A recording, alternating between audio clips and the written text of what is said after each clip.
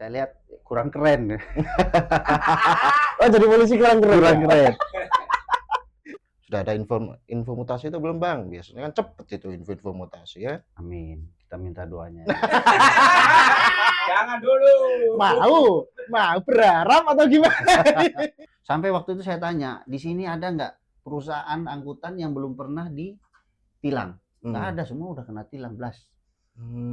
Ya. Tapi kesadaran masyarakatnya itu masih sangat rendah. Gresik ini udah kota santri, kota industri, belum smart city. Belum smart city. Iya. Oke. Santri industri nggak pinter nih. Nggak pintar. Karena saya percaya bahwa mengungkap kejahatan itu suatu hanya kebanggaan. Oke. Tapi mencegah orang menjadi korban kejahatan itu kemuliaan. Nah,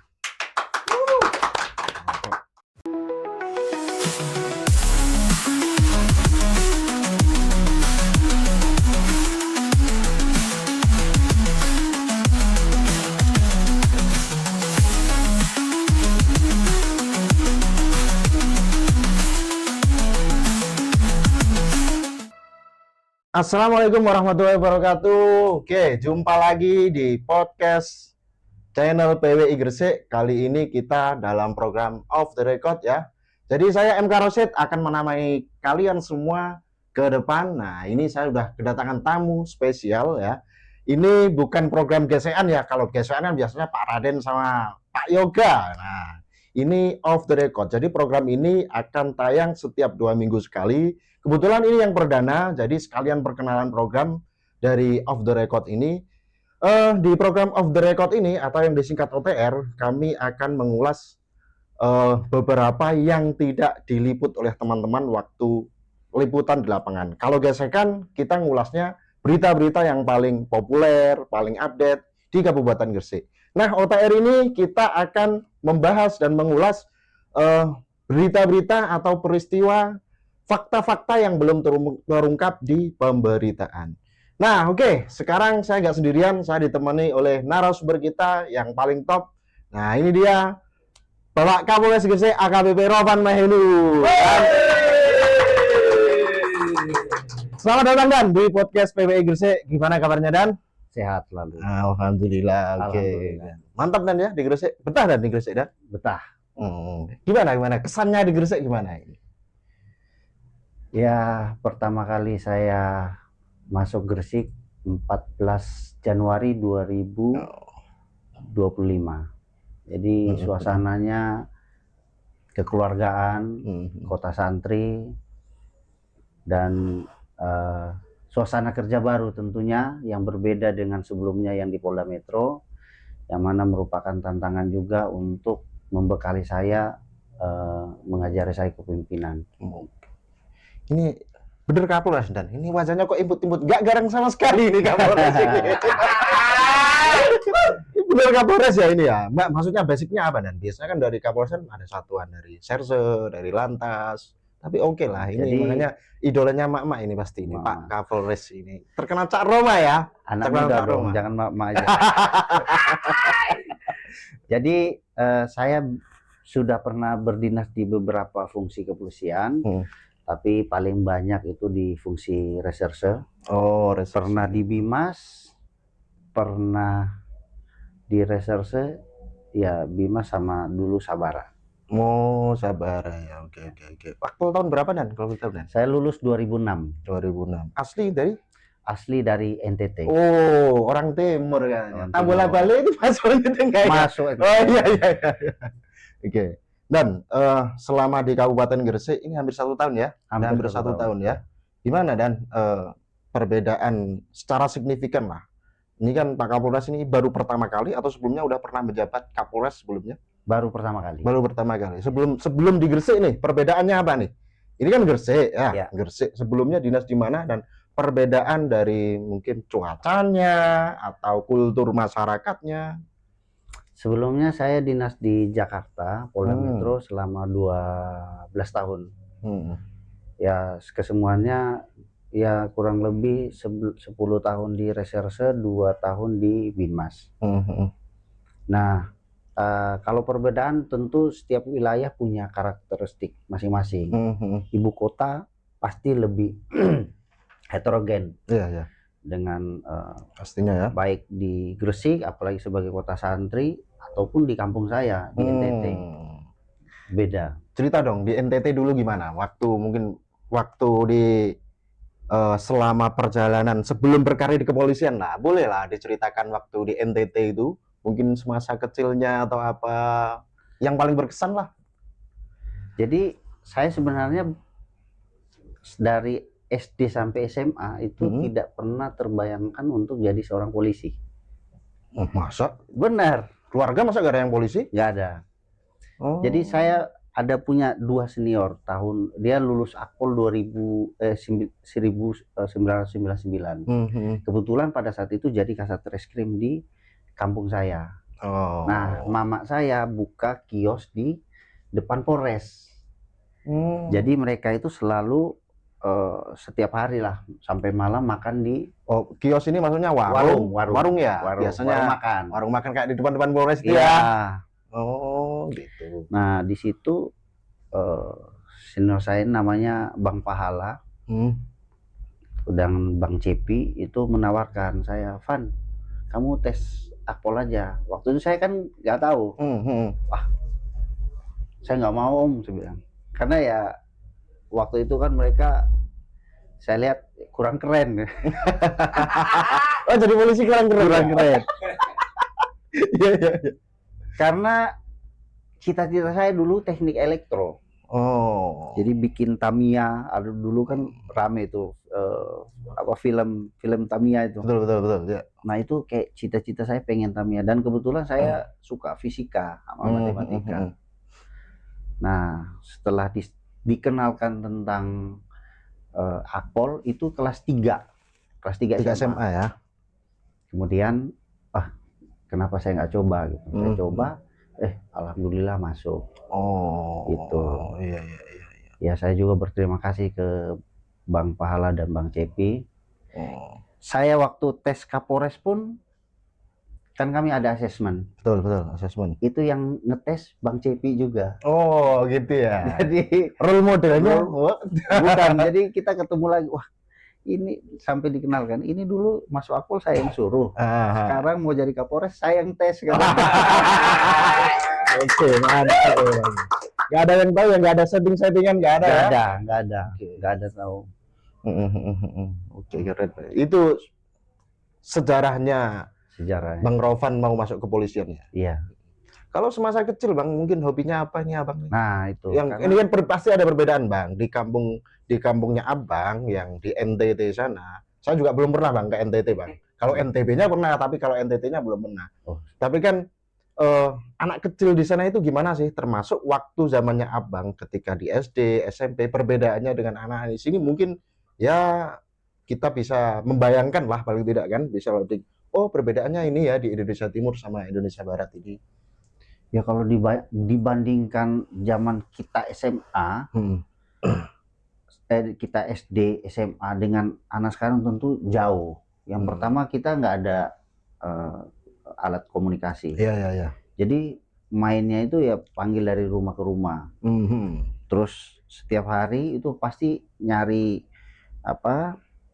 sungai untuk mandi. Mandi di kali. Tapi sebelum mandi kali kan main bola dulu. Iya, main bola. Main bola itu wajib kalau anak timur itu semua main bola, pulang main bola, mandi kali, baru balik rumah. Suka main bola berarti Abang? Main bola. Punya tim kesayangan juga ini bola ini. Apa ini tim jagoannya? MU. Dulu ya. Dulu saya suka Del Piero. Oh, Juventus. Oke. Tapi sejak Del Piero tidak diperpanjang sama Juventus, pensiun ya kan. Ya, tapi kan perpisahannya kurang bagus. Kurang bagus. Iya. Oke. Dan ini kan sudah hampir setahun Abang di Gresik kan. Biasanya ini Kapolres ini kan kalau bertugas pasti kan 1 tahun atau paling lama 1,5 tahun. Sudah ada info mutasi itu belum Bang? Biasanya kan cepet itu info mutasi ya. Amin. Kita minta doanya. Jangan dulu. Mau berharap atau gimana? Nanti kalau nggak pindah nggak naik pangkat. Iya. Oke. Pindah Kapolres lagi ya, pindah Kapolres lagi biasanya. Sini aja Amin. Kapolresta nanti. Iya. Lagi Oke. kombes nanti. Oke, dan kita mulai, setelah kita berkenalan, kita mulai masuklah ke beberapa pertanyaan atau beberapa program yang itu memang polisi biasanya memiliki tugas besar, terutama ini kan lagi barusan kemarin ya, atau 2 hari, tanggal 17 kemarin kan ada operasi Zebra dan ya. Iya, Tidak salah. operasi Nah, itu. Zebra. Ini mungkin perlu dijelaskan dan ke masyarakat. Di operasi Zebra ini sebenarnya apa sih? Ini kok tahunan, tiap tahun ada operasi itu? Kok nggak setiap hari? Misalnya ini tujuannya untuk penertiban lalu lintas. Kok nggak setiap hari sekalian tegas gitu maksudnya dari teman-teman kepolisian ya? Nah, apakah di operasi Zebra ini hanya menyangkut soal lalu lintas atau termasuk tindak kriminalitas juga, Dan? Jadi untuk Ops Zebra Semeru 2025 ini operasi dengan melibatkan seluruh stakeholder.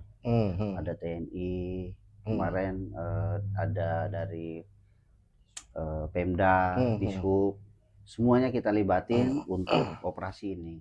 Jadi operasi rutin yang ditingkatkan.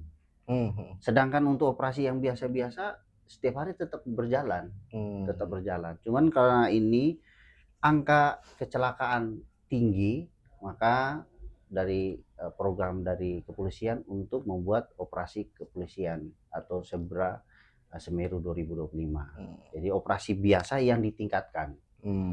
Apa bedanya dari operasi biasa ke operasi Zebra? Terutama soal lalu lintas, Dan. Kalau Zebra ini kita kesannya zebra, zebra cross yang ada di jalan-jalan itu kan. Iya. Maksudnya itu gimana di operasi Zebra ini?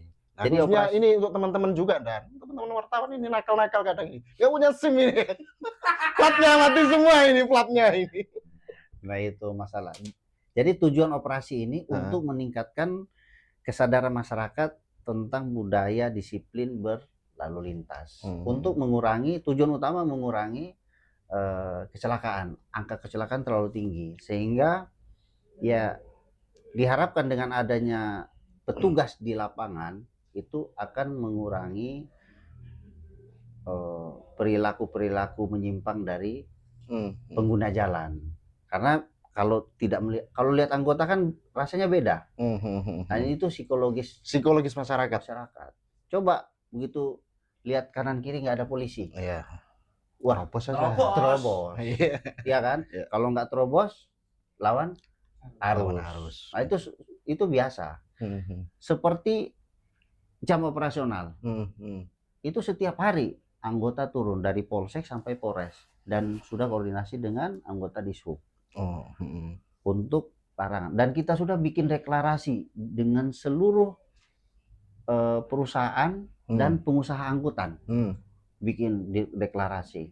Sampai waktu itu saya tanya, di sini ada nggak perusahaan angkutan yang belum pernah ditilang? Nggak ada, semua udah kena tilang blas. Ya. Tapi kesadaran masyarakatnya itu masih sangat rendah. Oke, ini bentar, Dan ya. Ini soal angka kecelakaan. Iya. Beberapa bulan yang lalu sempat ramai. Bahkan itu sempat menjadi polemik di DPR kan, di Dewan sini terkait angka kecelakaan. Salah satunya adalah truk besar. Lebih spesifiknya dump truck lah. Oke, kita buka-bukaan aja, Dan. Terkait dump truck di Gresik. Jumlahnya ngeri, ya. Besar. Bahkan sampai overload. Nah, bahkan sampai speknya itu kan ditambahin, Dan, kadang itu, Dan. Nah, oke, Dan. Coba kita buka aja, Dan. Menurut Abang itu gimana selama ini perilaku sopir meskipun ditertibkan? Saya sendiri juga sering jumpai kok, teman-teman wartawan sendiri sering jumpai bahwa truk, khususnya dump truck ini sering jalan di luar jam operasional. Apa sih sebenarnya, apakah perilaku atau penyebab dari kecelakaan, tingginya angka kecelakaan, apakah itu murni dari pengendara yang melanggar lalu lintas? Ya, pasti. Jadi gini, setiap kecelakaan pasti dimulai sebagian besar ya, dimulai dengan pelanggaran lalu lintas. Itu baik itu di jam operasional. Kenapa jam operasional itu kita larang? Pertama, itu akan menghambat sudut pandang dari pengendara. Jadi kita mengutamakan dulu orang yang mau berangkat sekolah, mau berangkat kantor atau mau pulang sekolah atau pulang kantor. Karena pagi itu kan buru-buru. Kalau dump truck lewat, sudut pandang ke depan susah. Sedangkan mereka mau berpacu dengan waktu. Nah, itulah sering terjadinya laka. Yang faktor pertama. Faktor kedua, memang fasilitas jalan kita belum memadai untuk karena di sini bukan, kita tidak punya jalan lain lagi untuk truk-truk ini jalan.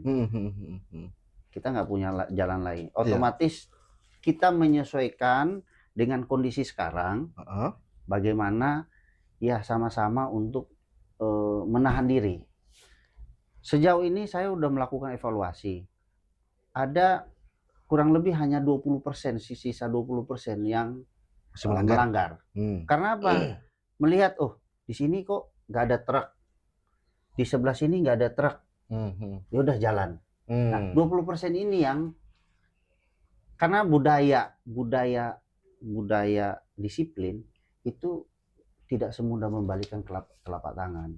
Karena masyarakat menuntut tindakan kepolisian, tapi kesadaran dari sebagian masyarakat, ini kan masyarakat ada dua nih, masyarakat pengguna jalan sama tadi supir-supir. Supir-supir ya. Nah, supir-supir ini kenapa mereka masih nakal? Karena mereka kejar setoran. Itu berurusan dengan perut. Iya. Karena kalau hanya 2 rate itu mungkin nggak cukup. Iya, cuman cukup buat BBM aja itu, nggak bisa bawa pulang untuk anak istri. Bawa pulang. Nah, itulah kendala. Di sini kendala itu yang coba kita fasilitasin. Ya, kita menyesuaikan dengan sarana prasarana jalan yang ada, sambil kita menunggu pembangunan Gresik biar lebih bagus lagi. Tapi memang apakah kualitas jalan, terutama jalan nasional, ini kan jalan nasional ya, jalan nasional, jalan provinsi. Oke, minum dulu Dan, santai aja. Sambil nyantai aja minum. Jalan nasional ya memang sih Gresik ya secara infrastruktur terutama jalan memang banyak dapat komplain lah dari warga ya terkait jalan itu, apalagi sudah jalannya jelek dilalui truk-truk besar overload. Nah, apakah jalan ini memang belum layak sebenarnya untuk dilewati truk-truk besar itu, terutama dump truk dengan muatan penuh? Ya, nggak layak ya. Kalau jalan itu, spek jalan itu kan ada macam-macam. Jalan untuk jalan tambang sendiri. Oh iya, jalan tambang ya, mestinya sama jalan khusus tambang gitu ya. Jalan ya itu udah, ini kan maksudnya sudah yang berat-berat. Iya, berat, betul. Otomatis volume dengan kualitas jalan yang sekarang dilewatin sama dump truck yang besar itu yang kita sebut transformer. Iya kan? Itu udah pasti rusak. Karena jalan nggak bisa menampung beban itu. Kalau untuk dari jalan nggak bisa menampung. Oke lah, soal jalan oke lah. Ini kan urusan pemerintah ya, urusan pemerintah dan urusan dengan juga. Tapi kan kita bicara di sini masalah kesadaran. Iya, betul. Kalau misalnya masa sih berhenti 3 jam untuk tidur loh. Jadi kan jam 5 sampai jam 8 pagi. Jam 3 sore sampai jam 6 sore. Udah istirahat dulu. Malam boleh nggak malam? Malam jalan boleh? Malam boleh. Kan hanya yang dilarang kan hanya 6 jam. 6 jam. Pagi 3, sore 3. Sampai di kawasan industri itu kita tutup. Coba cek ke JP. Itu kita tutup, anggota polsek langsung nutup, nggak boleh dibuka sampai larangan dibuka kembali. Nah, cuman memang letak Gresik ini kan jalan-jalan ada yang dari Lamongan. Dari ini kan kota perlintasan juga. Betul. Jadi di sini udah kita datain hampir ada 200 perusahaan angkutan. Sudah kita suratin semua. Gitu. Tapi tadi balik lagi, ada beberapa faktor dari masyarakat sendiri yang tidak patuh terhadap ini. Oke, sekarang kan ya. Sopir-sopir ini kan mereka hanya bekerja. Iya. Bang Rovan tadi nyebutin ada 200 lebih pengusaha angkutan. Gimana ini? Ini kan yang belum di publik pasti perlu tahu ini. Gimana sih selama ini komunikasi mungkin dari stakeholder khususnya di Polres, mungkin Kodim atau di Sub, terutama Polres ya, yang ngurusin lalu lintas soal itu. Gimana sih Dan? Off the record-nya gimana? Di balik layarnya ini gimana sebenarnya komunikasi itu? Dan pastinya dong, ini bukan orang-orang biasa dong, pengusaha-pengusaha truk ini, pengusaha-pengusaha transportasi ini bukan orang-orang biasa. Pasti berjejaring semua. Ya, kalau dikatakan ini ada orang kuat semua, biasanya kan begitu biasanya, asumsinya. Nah, gimana Bang selama ini komunikasi itu atau obrolannya gimana waktu ketemu itu? Jadi seluruh perusahaan itu yang 200 tadi itu kan diundang untuk bikin deklarasi. Nah, setiap kali anggota kami jelaskan bahwa akan melaksanakan tilang. Kalau tilang nggak jadi, kita akan bikin rekomendasi biar izin usahanya dicabut. Itu udah sampai memberikan sanksi yang berat. Ada nggak yang sudah dicabut? Kan itu sampai dicabut ada nggak? Belum. Kan pelanggarannya banyak. Masa belum ada yang sampai izinnya dicabut? Ya belum. Gimana itu? Urusan nyabut izin ini urusannya siapa? Urusannya Polres, Disub atau perizinan? Dari Pemda. Oh, dari Pemda ya. Dari Pemda. Kalau polisi kan hanya membuat rekomendasi. Ini cabut, makanya, ini melanggar ini.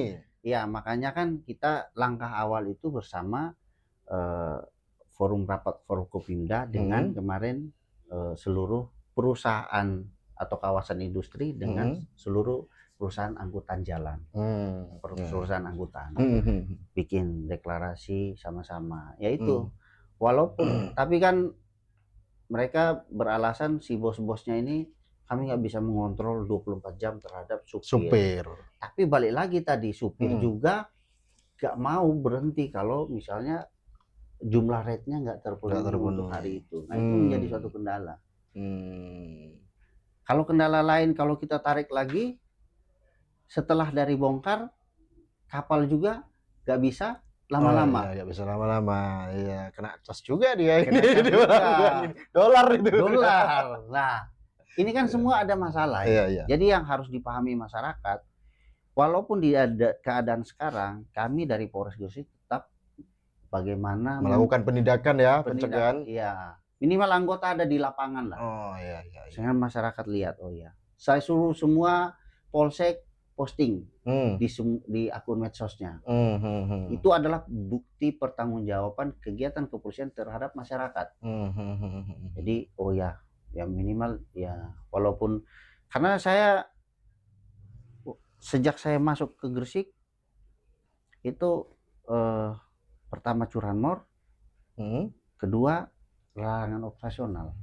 Itu ya, memang ada tugas khusus itu? Bukan, atau saya kan baca dari komen-komen medsos. Iya. Karena peka juga ini Pak Kapolres ya, berarti ya untuk urusan publik ya. Jadi komunikasinya kan sekarang publik itu dengan pimpinan sudah berubah. Sudah. Makanya saya keluarkan ada program lapor Cak Roma. Rovan Mahenu. Roma itu maksudnya Rovan Mahenu ya. Bapak Kapolres ini namanya Rovan Mahenu. Disingkat Roma, Cak Roma. Itu sudah tersebar semua ya. Tersebar semua. Lapor Cak Roma itu nomor-nomor apa? Udah. Iya. Dan lapor Cak Roma ini lebih efektif daripada lapor yang di Polres. Karena masyarakat mungkin malas ke Polres. Kami akuin. Nah, laporan Cak Roma itu saya posting setiap bulan di medsos, akun Instagram, TikTok saya. Itu rata-rata 200 sampai 300 laporan per bulan. Berarti kan ya kalau bisa kan, kalau ditanya apa hasilnya apa, ya bisa dilihat di medsos. Jadi kalau biar masyarakat yang menilai apa yang sudah dilakukan. Bentar nih, laporannya banyak, tindak lanjutnya gimana itu? Ya kan dari laporan langsung diupload. Karena laporan itu ada beberapa macam. Nah itu laporannya, ini laporan ada laporan yang kecelakaan, laporan kejahatan, atau laporan ini butuh bantuan. Laporan ada laporan gangguan Kamtibmas. Ini yang paling banyak ini. Yang paling banyak ya? 60-70%. Paling banyak. Misalnya ada anak-anak muda tawuran.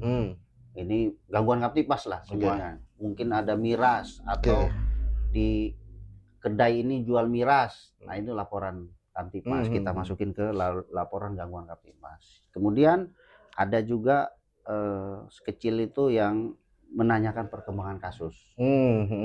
Jadi dari operator call center kita akan meneruskan ke bagian penyidik.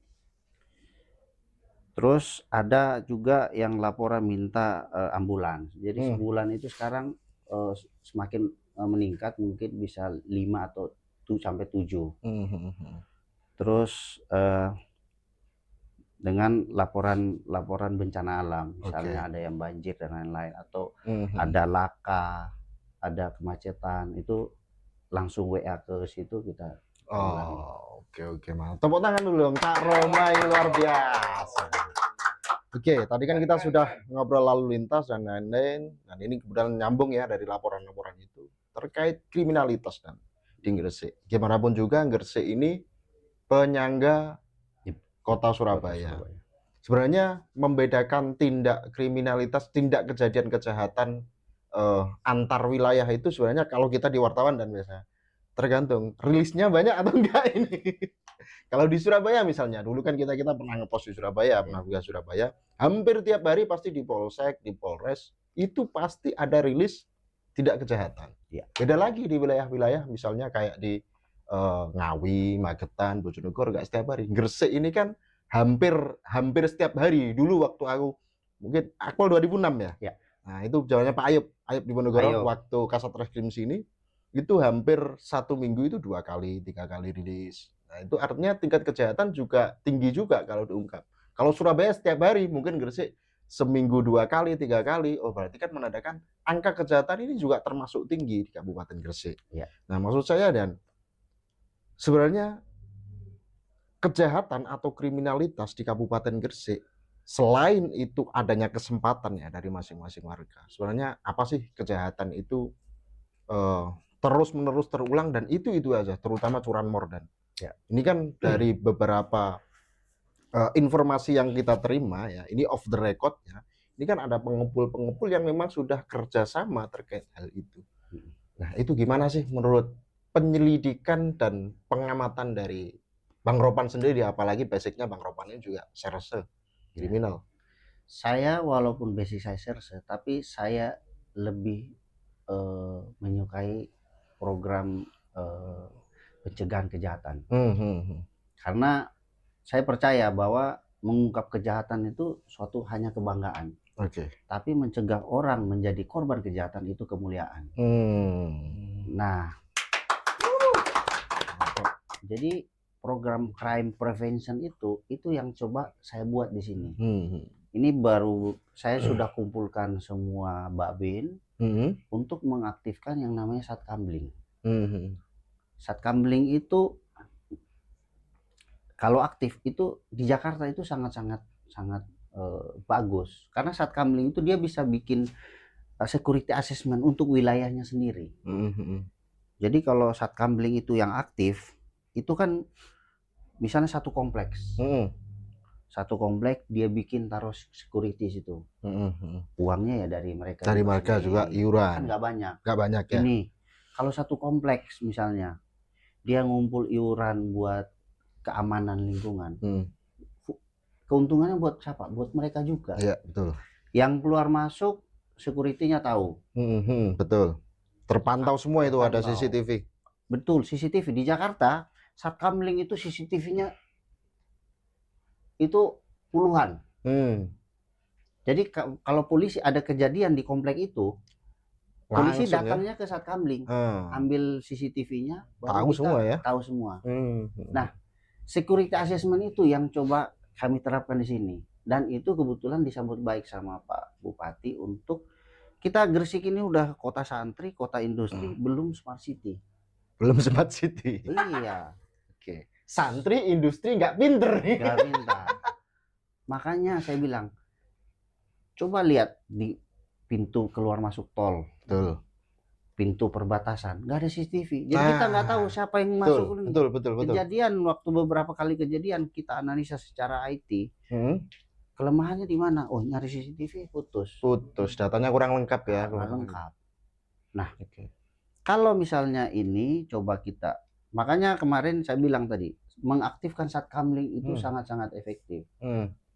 Dia karena Satkamling itu dia tahu lingkungannya. Jadi security assessment itu tiap daerah beda-beda Betul, betul. penerapannya. Kalau di Jakarta misalnya, untuk kompleks mulai jam 9 ditutup. Hmm. Untuk blok ini hanya dibuka satu blok. Hmm. Ya orang luar yang masuk kan Betul, betul. kesasar. Ini memang terbukti dan di beberapa perumahan yang menggunakan one gate. Ya, one gate memang, system. Iya, one gate system memang jarang sekali terjadi tindak kriminalitas. Apalagi misalkan ya jam 10 udah tutup. Tutup. Kalau memang mau masuk Nah, memang bingung dibuka. Iya, memang dibuka, tapi kan atas pengetahuan security. itu. Dan kita itu namanya kita meniadakan niat.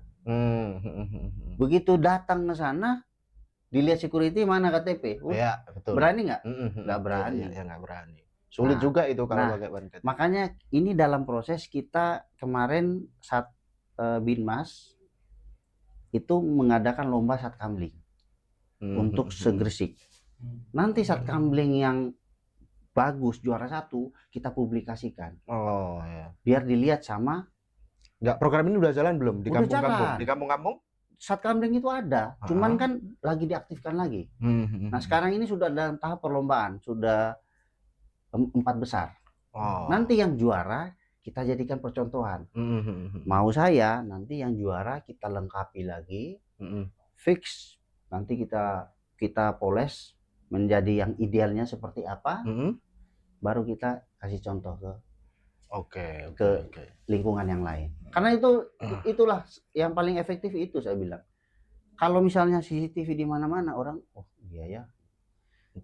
Sekarang kalau misalnya di Jakarta dulu rame banget sebelum pasang CCTV itu Car Free Day, orang itu copet, maling, cepat sekali. Begitu CCTV lengkap ya berkurang. Karena mereka tahu di sana ada CCTV, sini CCTV udah. Artinya niat itu langsung, kan rumusnya kan simpel. Kejahatan meniadakan niat dan kesempatan aja. Ya kan? Iya. Nah, makanya balik lagi di situasi di Gresik ini, kerjasama antara masyarakat dengan kepolisian, baik itu TNI juga dengan Pemda, itu kalau dikolaborasikan ya di dalam satu Satkamling itu. Iya. Nah, memang Satkamling ini satu lagi, kita sebenarnya mau bayar berapa, kehilangan berapa duit untuk mengaktifkan Satkamling.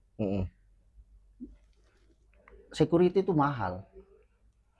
Security itu security buat lingkungan. Tapi lebih mahal lagi kalau ada yang jadi korban. Coba satu rumah itu kena maling semua. Beda motor aja 10 juta lah, kayaknya kan. Itu baru sepeda motor. Baru sepeda motor. Belum rumah-rumahnya. Iya.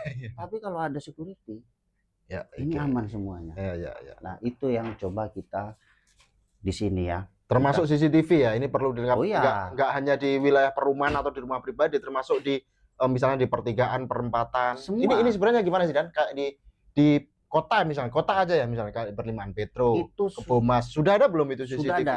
Jadi kalau rekan-rekan mau, kita kan kemarin waktu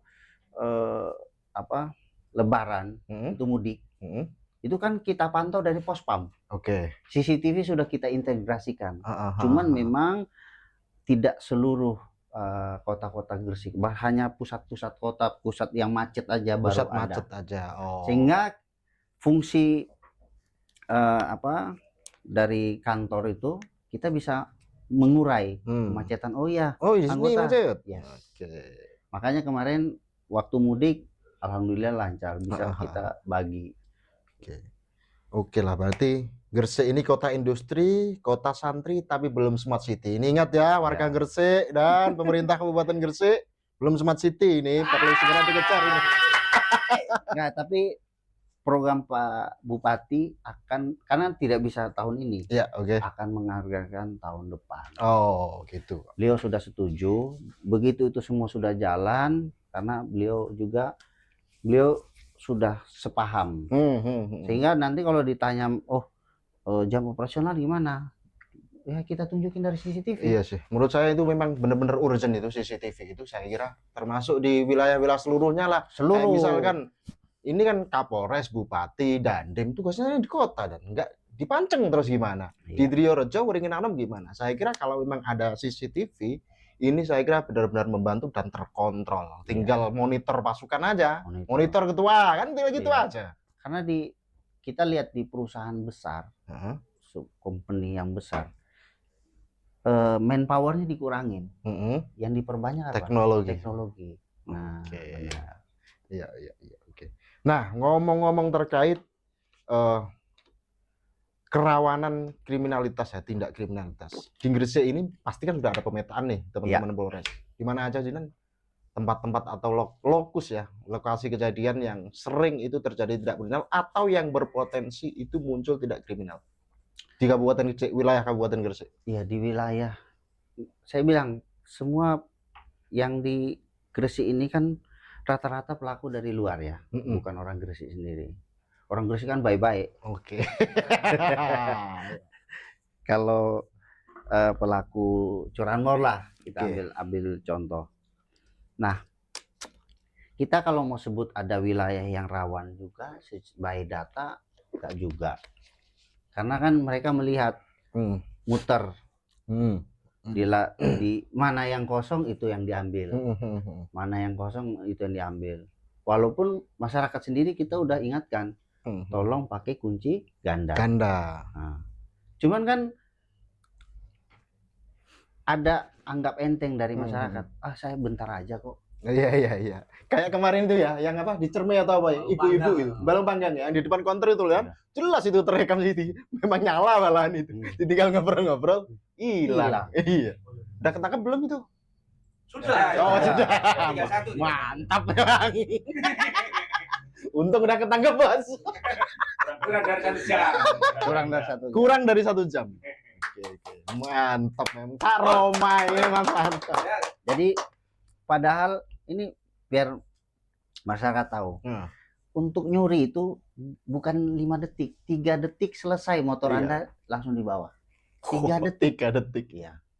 3 detik. Masukin, putar, jalan. Apalagi yang itu Apalagi kan. udah hidup. Iya, udah hidup. Aduh. 1 detik. Iya. Naik gas. Selesai. Kan naik sambil gas dia. Iya. 1 detik. Jadi ya itu apa namanya? Balik lagi kesadaran. Makanya kita hanya bisa memberikan himbauan. Tapi tadi kalau misalnya sistem keamanannya sudah jalan, terjadi nggak apa-apa. Tapi kita bisa cepat ungkap. Bisa cepat ngungkap ya. Iya. Oh, kita tahu nih jalannya dia lari kemana. Bisa. Apalagi tiap perempatan, tiap pertigaan itu terkontrol semua. Iya. Oh, malah di sini cepet itu ya. Coba kita ngambil contoh ya. Oke. Saya mantan Polda Metro. Kalau ada kejadian di Jakarta, kan kalau di berita itu kan cakep. Dari ini CCTV, ini CCTV. Sampai dia buang ada nggak? Iya, ada. Sering. Dan enggak, kalau di sana kan CCTV. Sini apa ini? Dukun kan apa ini? Kirduk.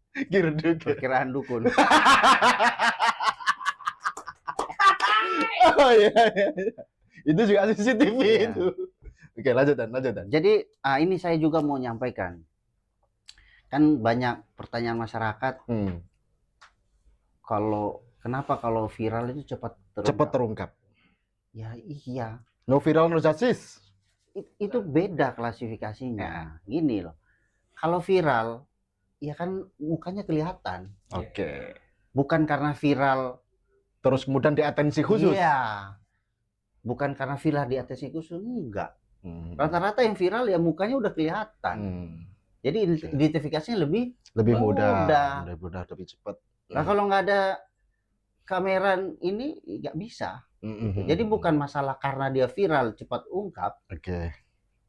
Tapi karena viralnya itu kan ada beberapa kasus, misalnya kasus penipuan, viral juga nggak bisa cepat ungkap. Iya, karena nggak ada. Nah, kalau yang kasus yang viral itu bukan no viral no justice, enggak. Oh, ini kalau nggak viral nggak cepat terungkap. Ya rata-rata itu ya karena wajahnya kelihatan. Iya. Snowballnya kelihatan, di arahnya kemana semua, iya. Itu jadi ada informasi, akhirnya kita anggota cek lapangan. Oh ya Pak, gini-gini. Oke, berarti terkait eh, perangkat teknologi sangat membantu ya Oh, dalam menguat sangat, kasus. sangat, Oke. sangat. Maksud saya gini Dan, ini terkait wilayah di Kabupaten Gresik misalkan nih, yang sering terjadi kejahatan misalnya, atau mungkin kejahatan ini kan nggak hanya soal pencurian, nggak hanya soal pembunuhan, termasuk tadi abang kan ngomong pencegahannya ini. Nah, ini titik-titik rawannya misalnya ada di perbatasan masuk Gresik atau apa. Pernah nggak ada evaluasi atau monef terkait hal itu? Titik-titik rawan atau itu hanya titik-titik rawan hanya terjadi setiap Kan tahun sekali atau apa? gini, nggak ada, kan nggak mungkin saya nyuri di situ besok saya nyuri Bisa di jadi situ lagi. iya. Jadi titik rawan itu sebenarnya nggak ada. Tadi saya bilang bahwa pelaku ini dia muter mencari mangsa. Mana? Oh, saya mungkin saya lebih akrab dengan Kebomas. Jadi saya mutar arah Kebomas ini di mana. Begitu ada yang lengah, ya udah. Sama kayak orang mancing kan, taruh sini nggak makan, pindah lagi sebelah. Jadi untuk titik nggak ada. Selama Makanya, ada kesempatan itu ya. selama ada kesempatan itu dia jalankan. Oke. Karena di pinggir jalan. Jadi untuk patroli juga kita tetap melaksanakan patroli. Kan patroli di situ, oh iya, kan hari ini saya lakukan di sini, ya masa minggu depan saya datang lagi ke situ. Mantap ya. Oke. Sangat jarang. Iya. Kalau karena kan Mas juga biasa ditanya TKP-nya mana, pasti beda-beda kan? Iya, betul. Beda-beda. Jadi untuk titik-titik itu menyesuaikan dengan ya lengahnya si korban juga. Oke. Dan lengahnya sistem keamanan yang ada di situ. Semakin lemah, berarti wilayah itu akan menjadi sasaran empuk buat si pelaku. Oke. Menyambung tadi Dang, terkait no viral no justice. Nah, beberapa minggu, 2 minggu yang lalu lah, saya itu dapat broadcastan salah satunya ada imbauan presiden ya, yang itu diturunkan ke Kapolri dan itu diteruskan ke Kapolres seluruh Indonesia kalau nggak salah. Salah satu poinnya adalah tidak menyalahgunakan hukum. Salah satunya itu hukum itu tidak boleh tajam ke bawah, tumpul ke atas. Salah satunya saya ada catatannya di HP. Intinya kan banyak, ada beberapa poin. Cuman saya coba insert di situ. Nah, ini kan menyambung dari no viral no justice. Nah, selama ini Dan, ini terkait juga citra polisi juga. Kita ngobrol soal citra polisi juga. Mohon maaf, warga ini melihat polisi ini takut Dan. Padahal misi polisi ini humanis, mengayomi, melindungi. Nah, dari beberapa kejadian, memang warga ini banyak yang kesulitan untuk mengakses keadilan hukum. Terutama di sini adalah kepolisian yang memiliki ibaratnya yang punya pasal untuk mengadili itu, untuk menentukan hukum awalnya. Nah, bagaimana tanggapan Abang terkait imbauan presiden itu yang dihubungkan dengan asumsi atau paradigma masyarakat terkait kepolisian sendiri? Ya, gini. Ini kan tantangan menurut saya. Menurut saya ini tantangan banget lah buat teman-teman polisi. Benar. Makanya yang pertama itu kita baguskan sekarang namanya call center 110 untuk pengaduan awal dari masyarakat. Nah, 110 mungkin masyarakat masih enggan menelpon. Kita pakai yang lapor Cak Roma, WhatsApp. Nggak perlu datang, atau lewat medsos, sosial media saya, Instagram, TikTok. Nah, di situ kita komunikasi dengan korban, kita kasih saran, karena mungkin enggan untuk datang ke kantor, karena ini kan hubungan itu nggak dekat, karena komunikasi dia nggak tahu polisi, mungkin betul. Melihat polisi itu sebagai institusi yang besar. Nah, betul lah, menakutkan malah. Menakutkan, makanya untuk mengarahkan itu ada beberapa program yang kita yang Polres Gresik coba jalankan. Bentar gini Dan, sorry saya potong ya.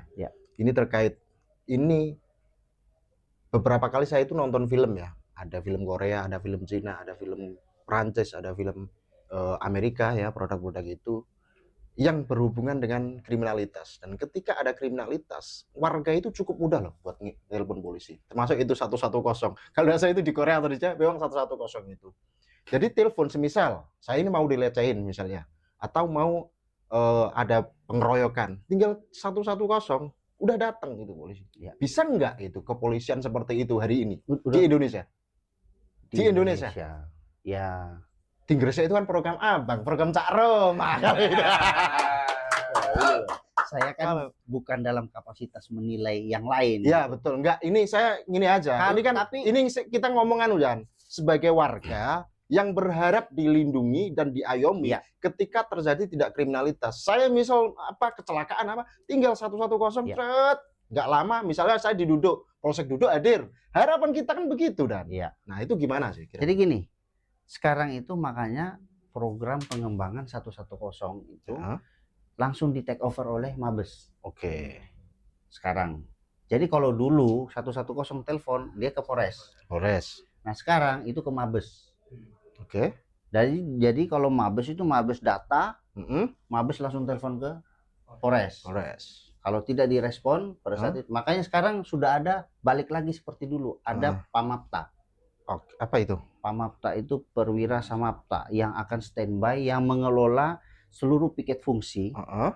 Itu baru di launching kemarin bulan lalu oleh Pak Kapolri sama Pak Kapolda Jawa Timur sama kita Polres Gresik. Oke. Jadi 1 bulan lalu menindaklanjuti perintah Pak Presiden itu untuk mengaktifkan lagi Pamapta dan mengoptimalkan program 110 dengan cara tim supervisi turun dari Mabes ke sini. Kebetulan Gresik kita jadi percontohan. Jadi percontohannya. Ya. Itu penting banget loh itu Dan. Iya. Terkait Jadi itu Dan. Progresnya itu nanti kalau telepon masuk itu langsung ke Mabes. Oke. Di data, Mabes langsung telepon ke Polres. Oke. Polres kalau nggak respon itu berarti kan biasanya kan kalau Mabes yang telepon langsung ya beda. Ya, karena itu jadi 2 lewat jalur 110 sama lewat perwira siaganya, perwira piketnya. Oke, sekarang di Kabupaten Gresik ya. Ya. Oke, kita berbicara di Kabupaten Gresik. Misalnya nih, ada warga di perbatasan Cerme itu ya, bunder ke arah Cerme misalkan ini. Tiba-tiba dia ditodong, dimaling. Kemudian dia mau pengen cepet ini ditangani polisi. Bisa nggak lapor? Gimana caranya? Ya, tadi Supaya ada 2 itu. cara tadi. Satu, lapor Cak Roma karena langsung dari ke abang sendiri, ke tim saya, ke tim admin ya, timnya jadi, abang ya, langsung. Jadi kan saya bisa monitor, kan WhatsApp itu kan bisa di login ke beberapa device. Betul. Dari tim langsung meneruskan ke unit atau polsek terdekat. Oke. Butuh berapa waktu lama? Misalkan nih ya, ada kejadian seperti yang saya tontonkan Ya, di Tambak Beras, tahu kan ya? Dicoba aja.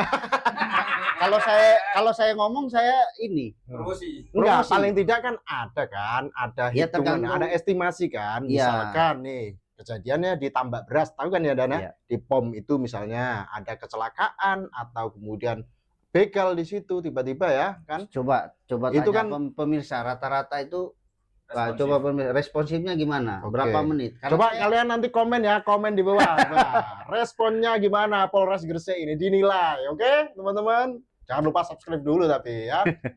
Ya itu Dan kira-kira. Berarti bisa 5 menit? 5 menit, 10 menit? Ya, Kalau 10 menit kabur Dan itu berlaku Dan kalau 10 menit. kita coba seefektif mungkin dan secepat mungkin. Oke. Karena begitu ini ya langsung. Nah, kita juga mencoba artinya mengurangi, saya nyampaikan ke anggota, mengurangi prosedural yang minta keterangan. Oke, nah, itu. Jadi mengedepankan act of service dulu. Nah, itu Dan. Itu tuh cocok Nah, itu. jadi Karena masyarakat itu sudah aduh, suruh ini. Jadi Apalagi ketemu polisi aja mereka ini sudah keder, suruh keliling ruangan apalagi. Aduh, kacau juga ini mentalnya ini lama-lama. saya coba, tadi saya bilang ada Oke. beberapa program untuk mendekatkan masyarakat dengan polisi. Salah satunya saya bilang pada Pak Babin, kalau kamu bisa jadi ketua RT atau RW di wilayahmu, Ambil. Karena kita prinsip community policing. Karena rata-rata polisi pulang ke rumah, dia meninggalkan polisinya. Ya. Jadi warga ya. Jadi warga aja. Padahal kalau dia menjadi bagian part of that community, berarti kan orang nggak segan-segan mau nanya. Oke. Iya kan? Itu bagian dari cara membaur ya, dari ketua Iya. RT, ketua RW. Makanya dulu ada program polisi RW saya di Jakarta. Hmm. Jadi yang RW, RT itu luar biasa. Oke. Jadi masyarakat bukan tanya ke tadi polisi yang lembaga yang menakutkan tadi kan. Dia hanya nanya ke RW. Pak RW. Pak RW. Padahal polisi. polisi. Ya. Oke. Pak ini gimana Pak? Oh ya gini-gini, bisa kasih saran. Oke. Itu salah satu program yang coba saya bilang, coba teman-teman kami kalau memang bisa silahkan. Oke. Ini info juga ya buat warga Gresik. Coba deh, dicoba Pilih, nanti ya. coba dipilih. Coba aja nanti. Promosi. Kalau ya mudah-mudahan nggak tertimpa kejahatan. Tapi ini berkat Pak Kapolres ya. Kalau Pak Kapolres sudah statement. Jadi kalau Pak Kapolres sudah ngomong, berarti ini haram hukumnya kalau nggak dipenuhi. Berarti misalkan kalian ini pulang atau apa dari kerja atau dari sekolah, kemudian menemui kejahatan atau apa, bingung mau lapor kemana, langsung aja telepon 110 dan ya, Iya, atau Cak Roma. lapor ke Cak Roma. Langsung cek di Instagramnya, di TikToknya Bang Ropan ada tuh. Mantap memang. Oke dan ini terkait sesi terakhir ya. Ya. Terkait ini kan kita sudah bahas citra polisi, udah bahas kriminalitas. Nah ini Abang setelah ini gimana nih? Setelah dari Gresik ini kira-kira pasti kan nggak selamanya di Gresik ini kan? Ya pastinya hidup itu kita harus move on. Ya kan? Nah, Harus Ya. move on. Kalau nggak pindah saya nggak naik pangkat. Oh, Makanya gitu saya ya. bisa minta doa restunya. Gresik ini telah menjadi bagian dalam perjalanan karir saya. Biar menjadi polisi yang lebih dari segala aspek. Oke. Ini tempat saya belajar gitu. Dan ini sudah menjadi kampung saya yang kedua.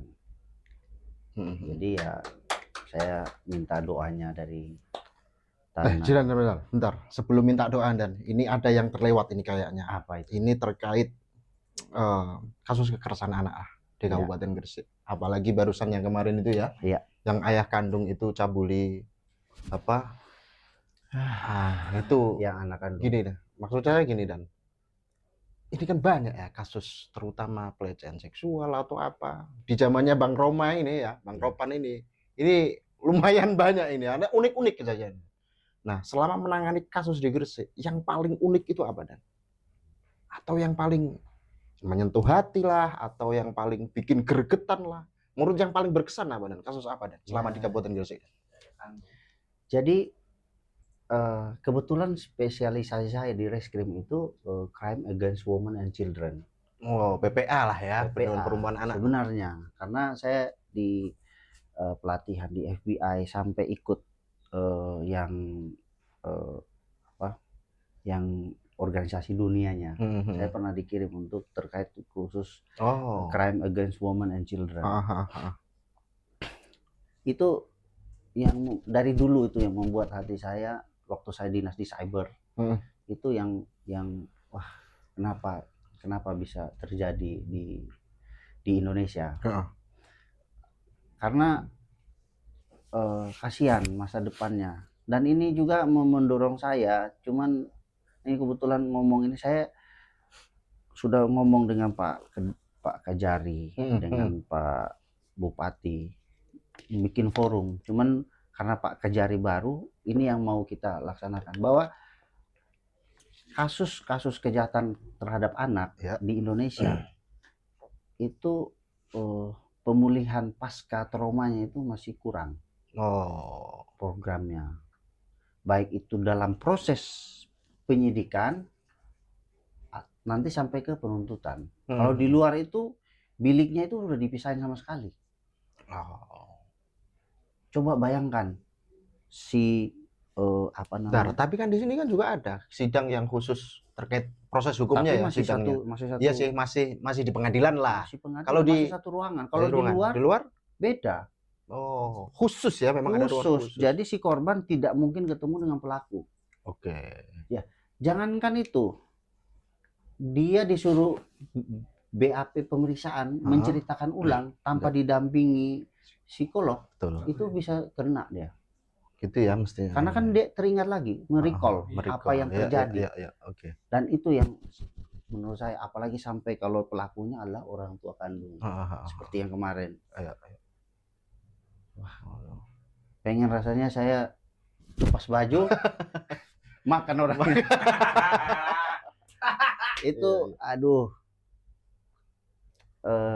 Nah ini saya bilang nanti ya mohon doanya, semoga saya dengan Pak Kejari, dengan Pak Ketua PN bisa merampungkan bagaimana pemulihan trauma.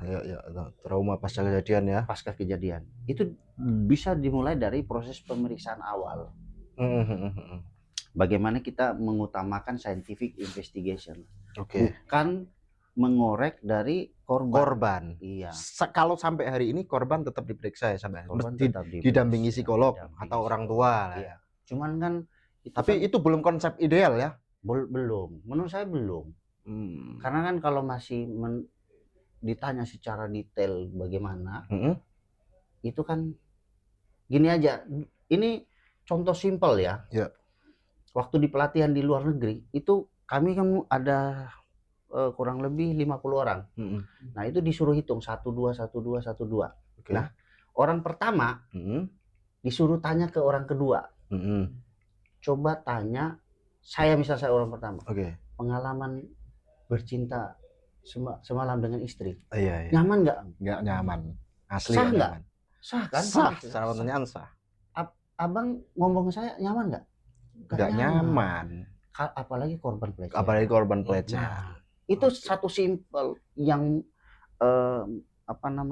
mendorong untuk dunia barat itu lebih protektif terhadap korban. Makanya bilik pun dipisahin. Biliknya khusus, jadi lewat Zoom. Ya kalau misalnya bisa terjadi itu di Gresik, ya why not gitu. Jadi dia nggak perlu ketemu lagi. Bang, kita ketemu orang yang kita laki-laki ya, ketemu orang yang kita kelahi aja, wah marahnya. Kita udah. Atau saya waktu kecil saya menjadi korban waktu kelahi. Nggak usah bully, kelahi saya kalah. Lihat muka lawan saya malu. Kalau saya kalah. Gimana kalau? Apalagi ini korban pelecehan ya.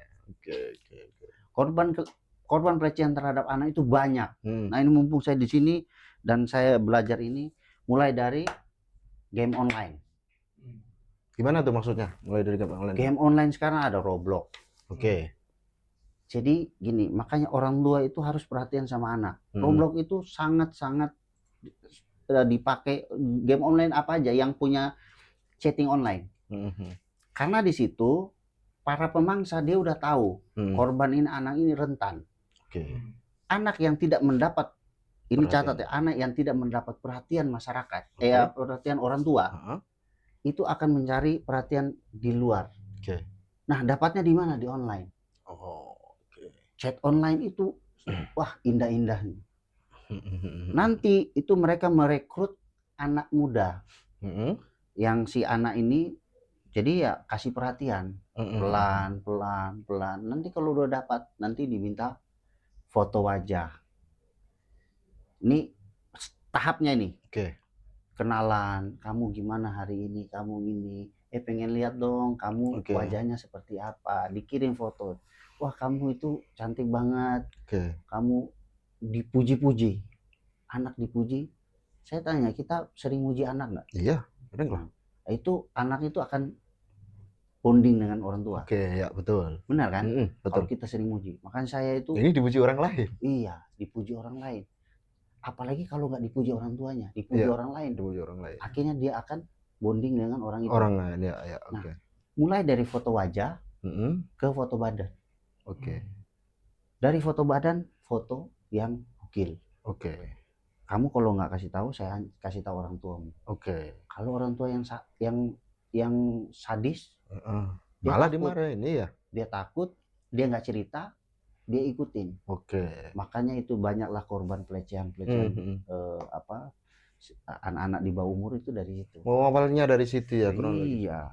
Nggak gini, terkait pelaku-pelaku itu sebenarnya mereka ini pelaku-pelaku yang seperti Abang ceritakan tadi itu memang hanya untuk memenuhi sepengetahuan Abang ya, sepengalaman Abang ya, untuk memenuhi nafsu belaka atau justru dibuat transaksi itu dijual.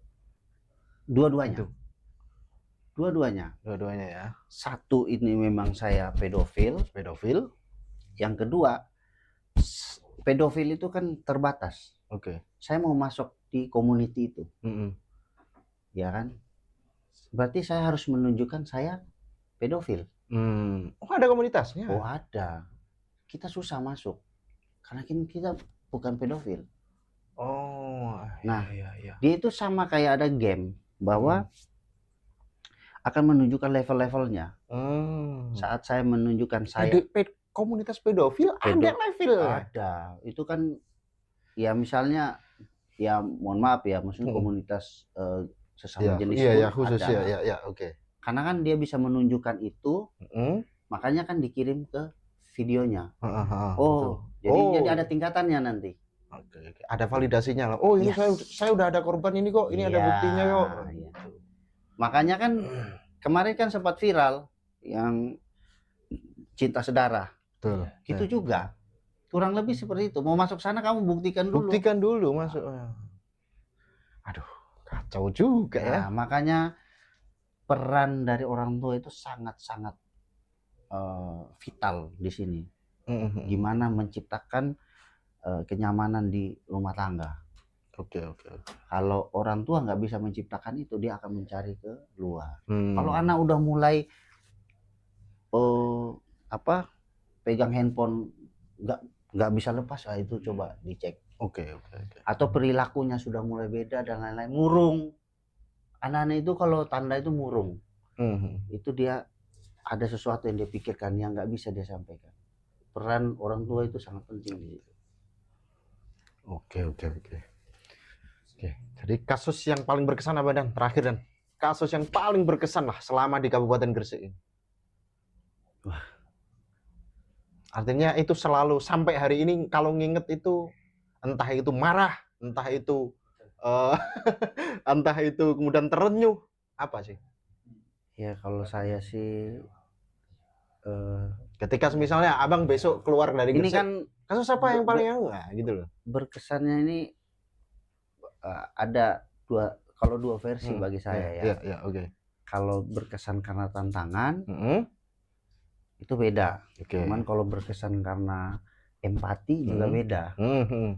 Kalau tantangan ya kasus Midol itu ya. Nah, karena saya datang itu di WA terus itu. Di WA, di sosmed saya juga. Midol itu apa? Abang jelaskan ke. Nah, saya juga nanya, Midol itu apa? Itu teman wartawan. Ini Bang, ini yang bunuh perampokan. Ya. Saya bilang, loh kenapa? Saya bilang, memang ini karena otaknya ini yang belum ketangkap.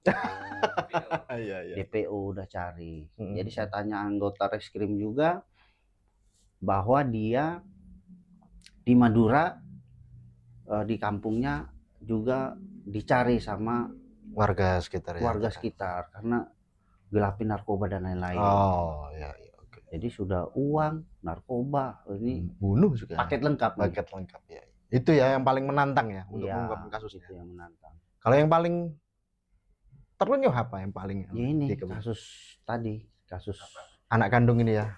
Iya, semua kasus kejahatan terhadap anak. Iya, itu. Makanya kalau saya beberapa kali bantu kepolisian dari negara lain, biasanya itu prosedurnya harus lewat Hubinter dan lain-lain. Tapi saya bilang ini orang pelaku kejahatannya berkeliaran, kenapa? Kalau kita bisa proses di sini dengan hukum kita, apalagi dia orang Indonesia, kita proses aja. Oke. Gitu. Oke, teman-teman, obrolan santai kita sama Bang Rovan, Kapolres Gresik, AKBP Rovan Mainu, sudah 1 jam lebih ya terkait obrolan kita. Ya nggak berasa Dan ya. Makasih Dan ya, udah datang ke sini. Ya meskipun besok udah nggak di Gresik lagi, sering boleh lah main-main ke sini dan cerita-cerita lah ya. Ini pengen cepet-cepet pindah terus masalahnya ini. Enggak, tangan. minta doanya. Iya. Minta doanya sampai setelah lebaran kayaknya. Oke teman-teman ya, di program OTR ini akan tayang setiap 2 minggu sekali ya. Jadi bagi semua yang belum mengikuti channel PWI Gresik, segera subscribe ya.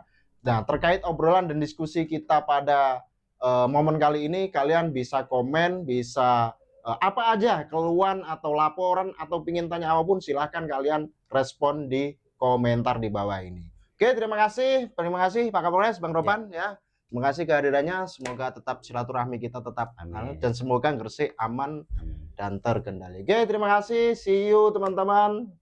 Sampai jumpa lagi di pertemuan selanjutnya. Terima kasih.